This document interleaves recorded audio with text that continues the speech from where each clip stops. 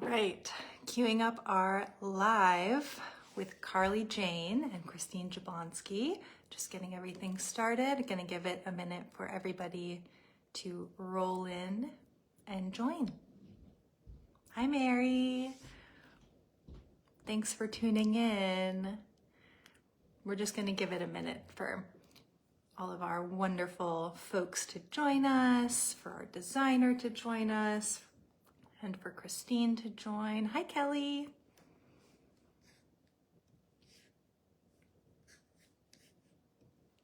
All right.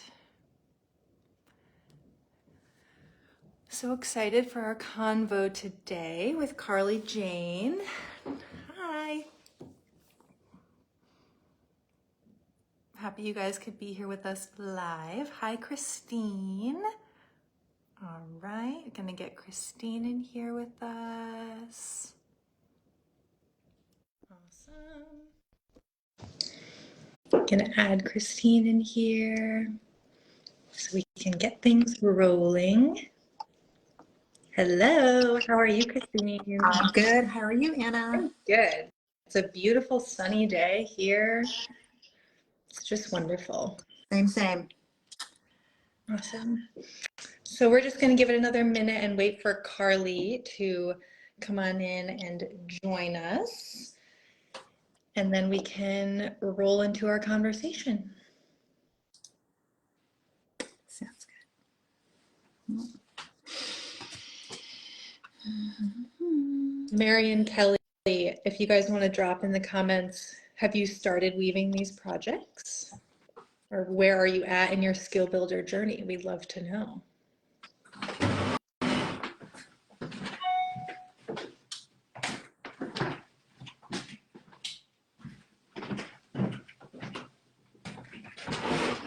A little dark, but no overhead glare now.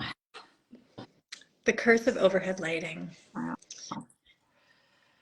Okay, Carly, where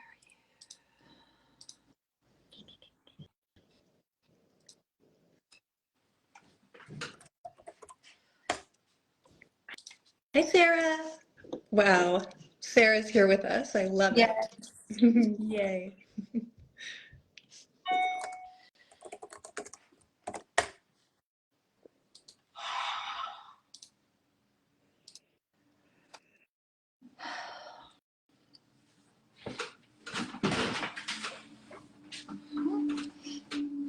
Too busy tending hundreds of seedlings. 'Tis the season, definitely.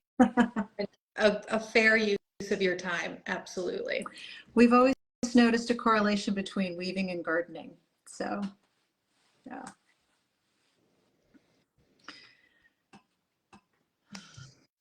Hi, Dawn.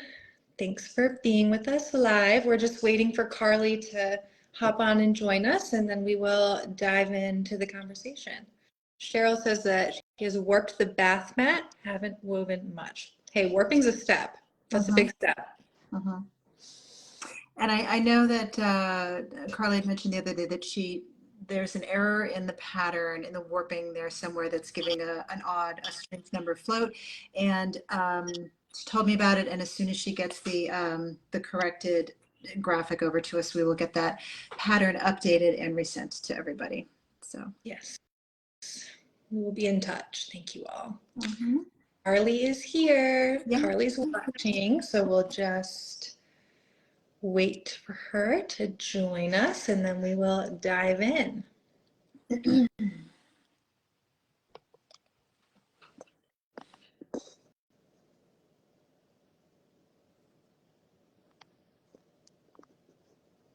think no matter how many times you test technology, it's always a different story when you actually have to go live. Absolutely.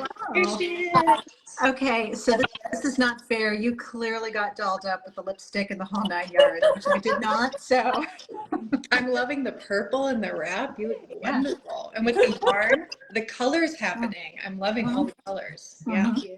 Okay, beautiful. We are all here, so we will go ahead and jump right into things.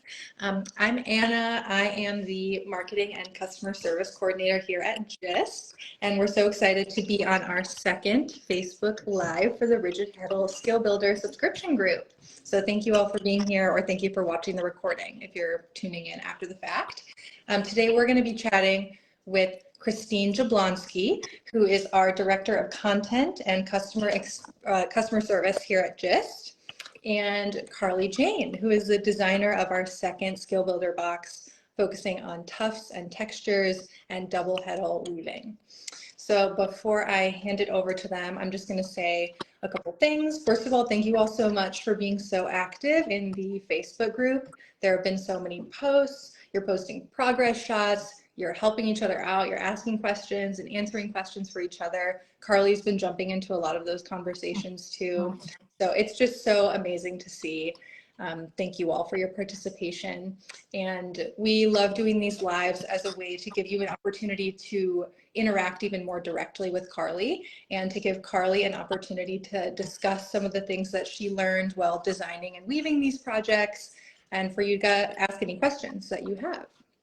So with how things will work today, the conversation will be mostly between Christine and Carly, but I'm going to be moderating the comments and just noticing if anyone submits questions. So feel free to throw a question into the ring if you have anything that you would like to hear them chat about. We would like to keep the conversation pretty grounded in skill builder material. So just if you have any technical weaving questions or questions on the patterns, please direct those to hello@gistyarn.com, and that way we can have our full attention there and really give you a thorough, thought-out answer for that. So I think that is all for me. I'm going to turn things over to Christine and Carly. Thank you, Anna. Carly, hello. Great to see you again, and it's always a treat to see you. And I think especially in this context, because this collection, these projects have such a high, what I'll call swoon factor, when they arrived, and and I opened the box and they were just like such a joy to photograph. So I'm very excited about these projects, and I'm so thrilled to work with you through the development of this box, and it's been a lot of fun. I would say for those of you out there who are newer to this, I first became familiar with Carly's work with I think one of the first patterns that she published with GIST was called the One Warp Towel Set. And that was a couple of years ago. And then I think it was maybe spring before last, the Magic Dance Runner, which was a rigid Heddle adaptation of, I think, an Erica DeRuiter pattern, which was just fabulous and stunning. And then somewhere along the line, Carly, I've discovered that you could do deflected double weave, that you personally were doing, was weaving deflected double weave on rigid Heddle. And that to me was like a, mind blown moment. And that led to us publishing last February the Bridgetown scarf and the deflected reflection scarf, both of which are incredible patterns. And also those threadings became the foundation for this box, which was a really fun way to see how you could take one threading and do so many different things with it. And I just remember looking at your projects over the years and like wondering what kind of witchy magic this was that you like conjured up on the rigid Heddle loom. And then it hit me that it was that you as a weaver are just completely fearless. You dive in, I would say head first, feet first, whole body first. It's just like you are in it completely, and you are just a fearless weaver. And I think that when this box first went out, folks were equally excited and terrified to start. And so I would say, just to lead off, like, given that your projects tend to be a little on the spicy side, I think maybe at first blush, maybe once you sit down and kind of sit with them for a bit, they become a little less daunting. But what advice would you offer to those of us who might not be quite as intrepid about jumping in? And how would you approach your projects if you were us? That's such a hard question. I think mostly every time I was learning something new, and I'll just use the example, which I think is one of the hardest things to understand, is David Xenakis technique. Like, so when I got into rigid Heddle weaving, I started being like, okay, I could see that there's more here. Like I'm weaving and I love it, and I could see that there's something I'm not getting, right? Like I don't know what that thing is, and I know that some rigid Heddle, I've heard that from other rigid Heddle weavers too, or like there's something out there that I haven't. So I started trying to kind of go on this journey of being like, okay, I got to find what that thing is. So it's all dopamine, really. It's not really fearlessness. More, it's like, oh, what is there? Like it's just like, it's a really strange thing, because the thing with the rigid Heddle is that as soon as I saw the loom, like I knew the loom. I was like, I know how to thread it. Like I could just, it just was like almost like it just was imported into my brain, in a way that wasn't with shaft loom weaving. Shaft loom, like you follow this step, follow this step, you follow this step, you follow this step, and those are things I'm just naturally not great at. Where rigid Heddles, I was like, oh my gosh, I could just visualize how this process works. So anyway, so I guess when you're going back to the fearless factor or getting started with something, so I sat down with the David Xenakis technique and just carefully, that one, and also doing the 4-shaft weaving in is it creative weaving for little looms, the more advanced techniques in those books, and I was just like, I sit down, I have a cup of coffee, I have some nice music playing, I'm in my cozy, happy space. I'm just gonna go through paragraph by paragraph, see what I can understand, write it out if I need to, draw diagrams, and then I sat down at the loom, and then I would read what it said, and then sit with the loom for a while, and then eventually just start playing with the threads, pulling the threads through, doing little samples, even something 4 inches wide, and just started working with it and letting everything go, which is hard to do when you have a project, right? It's really nice material. Yeah. But I was really scared, if you have some 8-2, something, maybe even not just yarns, maybe just take the repeats, shorten them, practice maybe a little 4-inch section, and be like, okay, I get what's going on. Now I can go to my bigger project. So I think that's how I would approach it if you're really, really timid. I've seen what everybody's doing, even with threading mistake, which is my mistake. Everything looks amazing. Everybody's doing it right. So it seems, give yourself credit. it seems like you approach your weaving with a real sense of play, right? Like and even like working with you on the project, developing the projects, there was well, I don't know, this is going to be a thing. This isn't really meant to be a thing. This is more of an experiment. And, we made some things, we made cocktail napkins, but even I think in your approach to the napkins, those were like, these are swatches. These are just swatches that are bigger, we're going to use as napkins. I mean, everything, you can make it functional, but I feel like you just approach everything with a real sense of play without putting a lot of, without hanging a lot of expectation, I guess, on what it's going to be. And to me, that like sort of creates these really, beautiful, wonderful experiments, and in some cases, happy accidents. I know you've got a background in, you've got a fine arts degree in fibers and fabrics, and you've got some favorite resources. You had mentioned David Xenakis. Could you talk a little bit about maybe that, did your academic background kind of inform all of this, or was it just like one step in the journey? Is that where your weaving started? So sort of what's the backstory? Okay, well, this is really funny.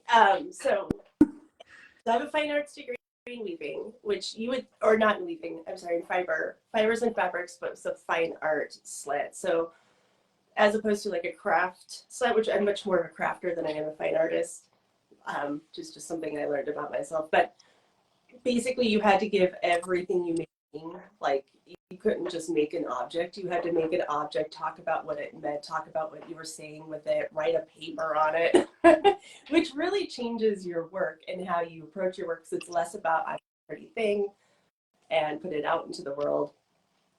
So my fine arts degrees, even in my brain, I'm like, oh, it just seems like you go, to this lovely college and you spend all day long in this fiber. You get to play fiber all day long, and it's amazing, but it's much more like they give you these projects, and then you have to follow through. You have to make it. You have to come up with a plan. You got to meet with your professors. You're spending 30 or 40 hours a week in the studio. Then you're really tired. You do a few overnighters. Then you present them, and then like your instructor and 20 people tell you it's awful. Then you do it again. and then they kind of will be like, okay, actually that was pretty good. Here's your A. So I did that for a long time. I was pretty burned out by the time I got to the end. I didn't realize that I was dyslexic. I didn't know it till my kids got diagnosed. And I was like, oh, college just isn't actually that hard. It's just not hard for me. So I was like, okay, it all makes sense now. I wish I would have known, because I would have gotten extra supports or whatever. But we didn't know that stuff back then. But anyway, so I made it through and I got my degree. I was really proud of it. But my very last quarter, all I took was a weaving class. That's all I took. And it's the only class I got the lowest grade of my entire life in my weaving. I got a And you decided this is going to be my career. This is my job. I was like, so for 20 years, I was like, I do all the fiber arts. I do not do weaving. That is it. This is the one thing I don't do. I think it's a lot of different things. I think that it was sort of around, the late 90s going into 2000, and I really like sewing, and I couldn't make the connection between what you can make on a loom and what you can stitch into an outfit. Does that make sense? Mm-hmm. Those two worlds were not mixing for me, especially with the way fashion was. Around, I was like young and hip, and I want to make all these crazy clothes, and then weaving just seemed very settled into its traditions. And people weren't really using computers for drafting yet, so you had to learn to hand draft. And so even the people that were actually really good weavers, when they were making their fabric, I was like, I can't figure, like, it's beautiful. I respect it. It's wonderful, but I can't figure out how I would turn that into a dress, like, that I would wear. Like, I couldn't figure it out. So I was kind of like, okay, I'm much more about service design, much more about like dyeing and stitching and doing lots of embroidery and knitting and crocheting and things like that. Mm-hmm. This is just a lot of effort for something I'm not sure if I'm ever going to be good at, because it requires so much accuracy. It requires, having your draft and really threading it very accurately. If you make one mistake in the middle, you got to redo the whole thing. That is just stuff that doesn't work with me. So I just left it. And then one day I was looking at learning to do kind of like rigid heddle weaving that was like the little rigid heddle, and make bands with it. Mm-hmm. And this beautiful Jablonski loom showed up on my page, and I was like, oh, I need that. So for Christmas, I went and bought one because I was like, well, I'll just make everybody Christmas gifts. And my husband's like, oh my gosh, she's going to have another hobby. Like, I don't know if we can handle this. And I bought an Ashford, a little samplet. I took it home. I put it together. And by the time I went to bed at night, I had this little woven sample. And that was it. I was like, this is what I'm doing forever. You were off to the races. Yeah.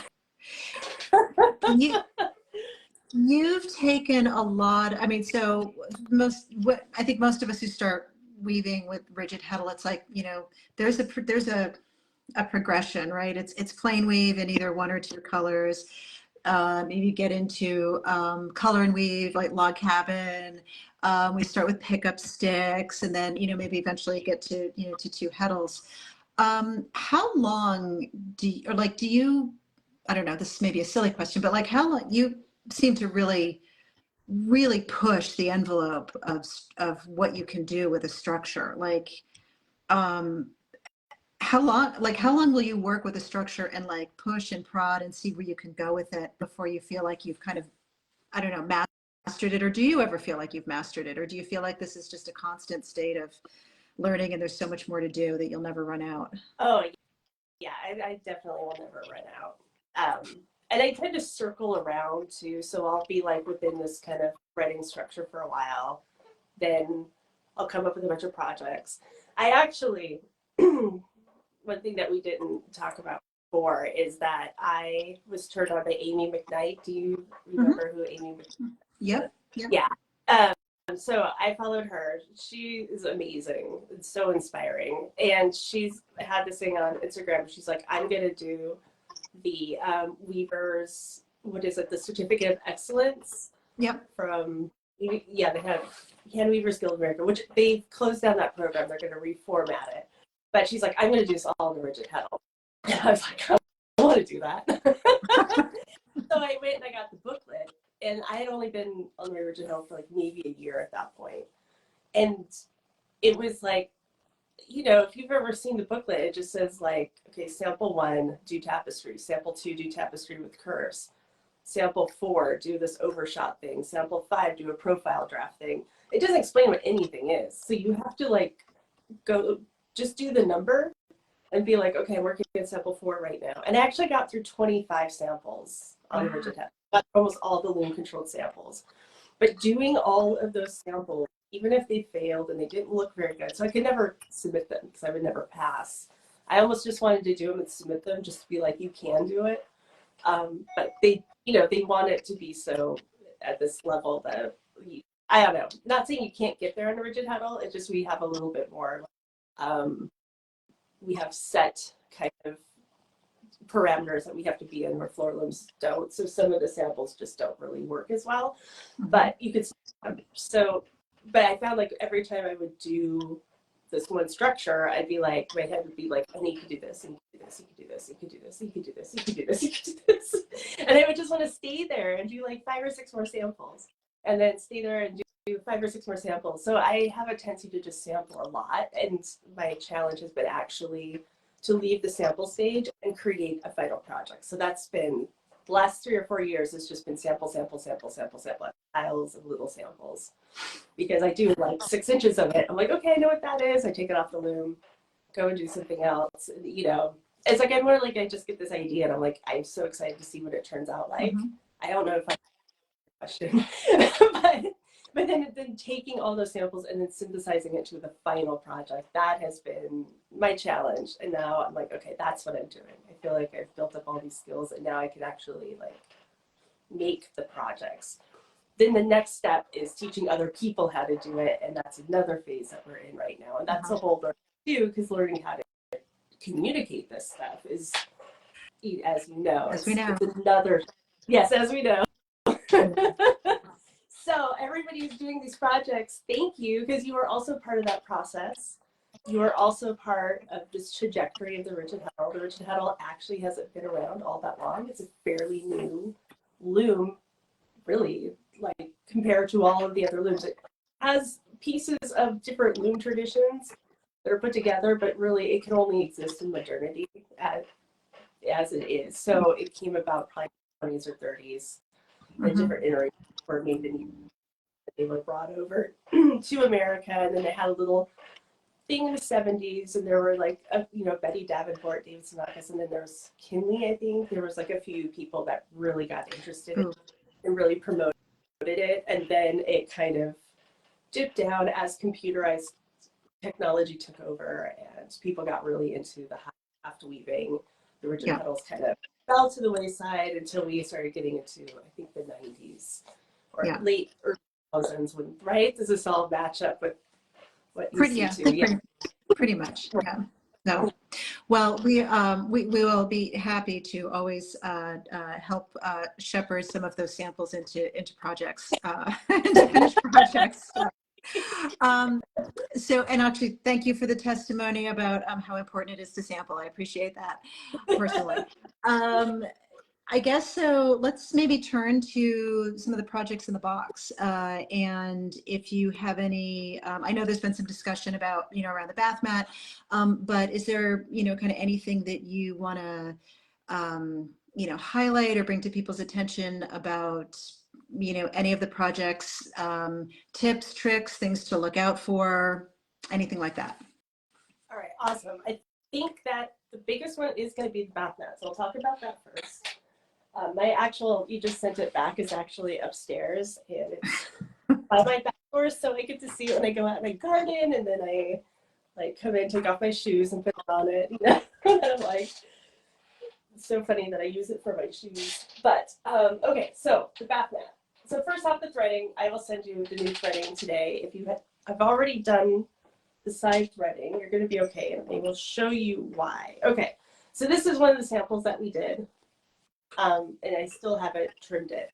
So I just want to show you what it should look like when it comes out of the wash, so you kind of know what to expect. So this has been washed and dried 4 times in the washer and dryer, and it's held together really well.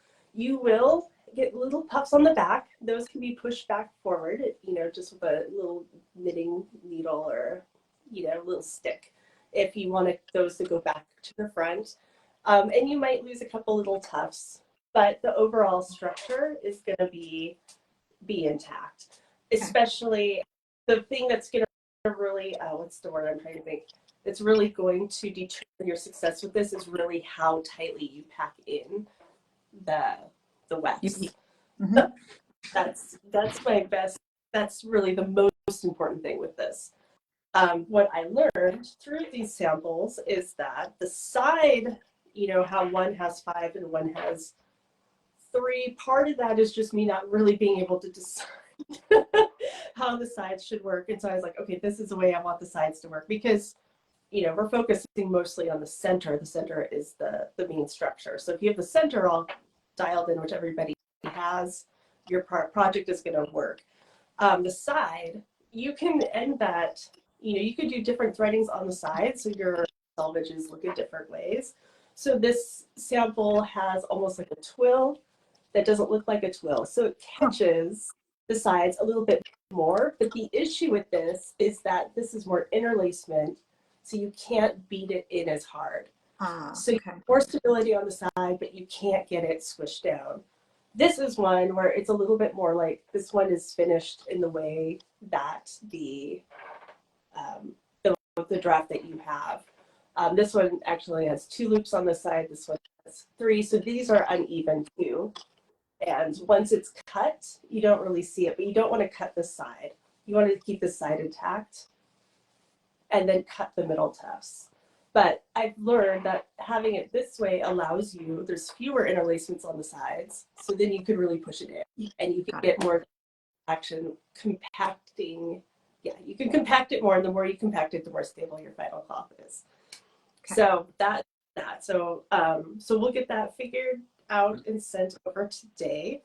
Other than that, I think I've done like maybe 10 samples of corduroy, just trying to figure out the materials, the sets that work, the stability in the wash, all that stuff. On the samples I've done previously, it hasn't mattered if I've cut it on the loom or cut it after washing.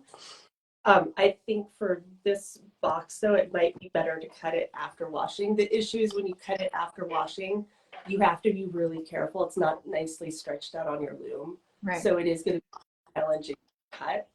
But it'll also give you a chance to actually see it before you cut it, because you might decide, oh, I don't want to have the tufts. I actually just really like the floats. So that would be another thing, but that is really up to you. It is easier to cut it on the loom. You just go every 2 inches. And I have like a large rug that I waited till after I washed it. I was like, oh my gosh, I'm cutting. And everything's kind of shrunken, you know, and everything else. And the other thing I learned too is not to be gentle with the wet finishing. Like, you really are trying to get the poofs to poof while this shrinks at the same time. And that takes hot water, it takes agitation, it takes everything that you think you don't want to do. So I actually did a sample right to finish it. I was like, oh, this should work better because it's gentler. And I lost so many tufts because the fabric got wet. It didn't have the agitation to just pull it together. It just kind of poof, everywhere. But it will be scary. Pull it out. You'll see lots of little fluffs everywhere. And you'll be like, oh my gosh. But as long as you beat it in, you know, it will be okay. Good to know. Yeah, Anna, so sorry, go ahead. Oh, I just wanted to check Anna and see if there were any questions, or anything so far. Nothing. Okay, good. Great. And then, What? yeah, sampler towel is just samples, just more, that's my thing, is samples. So it just gives you lots of different techniques to play with. So you could start to sample on your own and you can turn it into something or not. It's up to you. Mhm. And then the sunrise, what I'm, not the sunrise, sorry, the hopscotch Hopscotch. towels.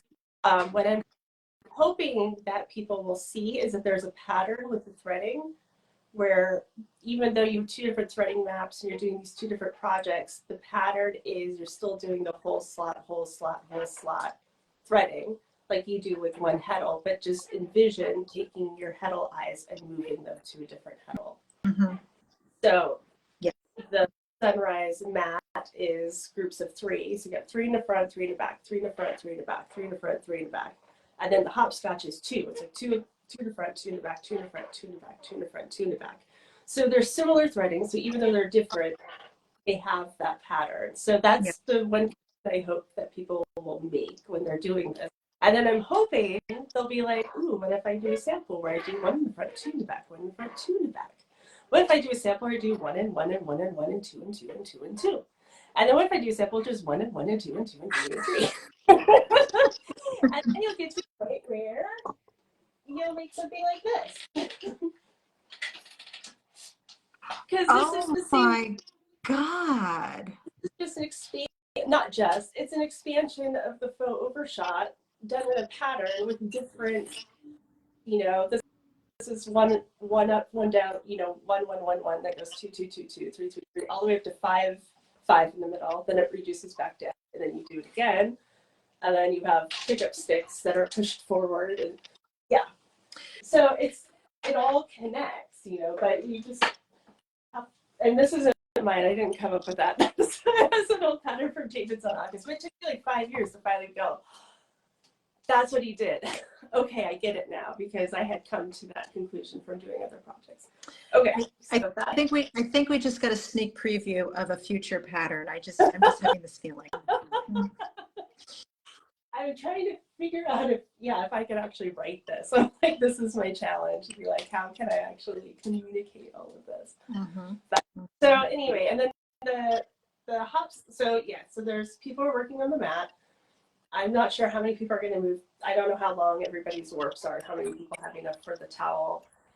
So we'll ask that in the Facebook group. And then, and then the hopscotch towels are just basically big samples. So you can experiment with the textures. If there's one where you're like, I don't really like that one, you don't have to do it. You can do whatever, you know, this is your own adventure. The only thing with the little towel things is that they will shrink in different ways, and so they're not going to all be the exact same size, which is why a lot of plain weave on either end. So if you do want to have 4 equal sized items, you can add or subtract from your plain weave edges. Mm-hmm. So go ahead and make those nice and big if you want to have towels that are all the same size, or if you put a sample. No, you don't have plain weave edges. And then you go to the sorry, what is it? The table runner. And the table runner is, you know, it's a combination of all those different techniques that we had just done with the towel samples. So, and that one was just challenging because, like, it, you know, in my head, I'm like, we'll do 1 inch of this technique and do another inch of that technique and do another inch of that technique, but we can't do that. We have to be like, heddle one down, heddle one up, do this. Mm-hmm. So that one was like kind of a challenge, I think, to write, much more challenging than I anticipated. I think so. I was like, we just did all of these things, but now we have to have it be repeatable over and over and over and over. Or at least, yeah, it has to be makeable at some level. Yeah. So. Yeah. And I also have, you know, because of the way that you thread that, where you're pulling 4 ends every other heddle, and then you separate them out. And what it is a log cabin. So yeah, it's a log. If you put a log cabin, it's that concept is A B A B A B, and you do B A B A B A. Mm-hmm. And the threading is the same. It's still 2 front, 2 back, 2 front, 2 back, 2 front, 2 back, and then you're interjecting the colors in between the structure. So if that makes it easier for you to visualize, maybe structure on with one color first and do a little sample of just one color so you get how to thread, and then you add in the colors, and maybe that will make it a little bit easier to understand, because it does feel kind of like, wait, what am I doing?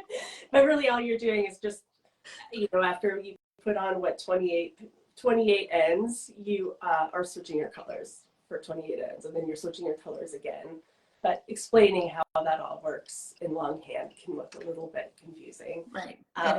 And yeah, trying to render order from chaos on the loom. Yeah, exactly. And I would say too that, there's the written instructions and there's a diagram. If the diagram is working for you, you don't need the written instructions. People learn in different ways, and so there's different ways of, don't think that because, don't try to make a matchup, I guess, unless you really want to. I mean, match up. But if you're looking at the diagram, you're like, oh, I get how this works, but I don't understand this written instruction. I must not be getting it. That's not right. Or if you're reading the written instructions, you don't understand how the diagram works, then that's not what's going on. It's just for people who need it. The other thing too that came up in the group, sorry, this is so dense. I was like, there's one more thing, is that somebody was saying that like having like in the back heddle, having more ends in a heddle slot felt more intuitive than moving them over to the heddle slot. They didn't know if that was right. Okay, let's see, how can I explain this? The thing that matters the most is how your front heddle is worked. And the reason why is because your front heddle is also controlling your EPI. Your front heddle is your beater, it's your reed. It's your reed and shaft one all at the same time. It does double duty. Yeah. So that has to be, if the diagram says to have one end in an eye and two ends in a slot, and one end in an eye, one end in a slot in the front, it has to follow that. The pedal behind it, its only job is just to lift and control those ends. It's not controlling your EPI. So if you're threading it and you're like, this feels more comfortable for my end to go this way through this slot, as long as your eyes are woven in the correct order and nothing is snagging on each other as you move your heddles up and down, it doesn't matter. If you have one extra end ending up in a slot because that's where it felt more comfortable for you, that is fine, as long as it's in the back heddle. The front heddle is the one that you really have to make sure it's perfect. So front heddle is perfect. Second heddle, you just want the threads to be fairly in order. And we have the, because it's easier, I think, to see the map. But that's the one problem with the maps, is that the maps don't always, you end up being so concerned about having it be exactly right when you're threading, and then it can make it a lot harder, because really you're just like how you thread the heddles on the loom, you're not always concerned about where those heddles are landing, right? You're not like moving them into this perfect position. Right. And us on the rigid heddle, the heddles are rigid. They don't move. And that's what makes that feel really complicated. But it's basically, you're still just trying to program your warps to lift when you lift. But yeah, the front heddle has to be perfect. And then that will keep your EPI in control. And yeah, so if you, sorry. I'm sure that's going to be incredibly helpful for people. So thank you for all the detailed technical advice, and thank you so much for being so involved in the group. I know that everybody really appreciates it, and we really appreciate it. And I think that's kind of one of the things that makes you so special as a designer. I know that you and I have talked at length, over the years about just I know what I think is a personal passion of yours is, getting people really comfortable and feeling really solid about their skills. And I think this is just a fabulously creative and wonderful way to do it. And we just love working with you, and are so happy that you wanted to do this project with us. Well, thank you so much for your patience. Helping make sense of the craziness I send to you and all the work that you put in, for supporting the Rigid Heddle Weavers. And thank you so much. Everybody's doing this project. thank you so much. I hope that it will be rewarding. I hope that you'll be happy with what you make. And I especially hope it's not about being comfortable or confident. It's about being understanding that it's okay to be confused for a little bit. And there's a lot of rewards towards, having a project that doesn't make sense and then learning to do it and the transformation that happens in your brain. Like, I am not the same person that I was 6 years ago before I started weaving. My brain works in an entirely different way now, which is really, really fun. And after a while, I started to need it. I was like, I need that. It's like doing a puzzle, doing your Sudoku, but you get to keep it. You're done. Right. Thank you Keep so it much. efficient. Right. Okay, Anna, I think unless there's anything that's cropped up, we'll close it out. No questions have rolled in, so I think folks are just basking in the wisdom that's being given to them. And continue posting in the group. I can't wait to see everyone's projects. It's such a delight. And thank you, Carly, for all of your knowledge and your generosity and your time. It's always a pleasure to see the way that your brain works. So thank you so much. Okay. All right. Thank you, guys. Have a great day, everybody. Thanks for being here with us.